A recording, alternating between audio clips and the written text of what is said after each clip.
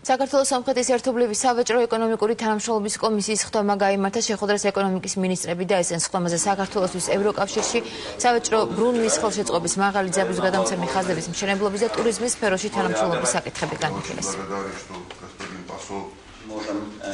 სომხეთი არის ჩვენი მეგობარი და მეზობელი ქვეყანა და ჩვენ შორის სავაჭრო ბრუნვა არის მნიშვნელოვანი ორივე ქვეყნის ეკონომიკისთვის. საკითხები არის, როგორიც არის მაგალითად სხვადასხვა გეოგრაფიული დასახელების აუტენტურობა ჩვენი ქვეყნისთვის ევროკავშირში, ასევე არის სხვადასხვა კომპანიების ტენდერში მონაწილეობის საკითხი და ასევე არის უფრო ფართო რიგის საკითხები.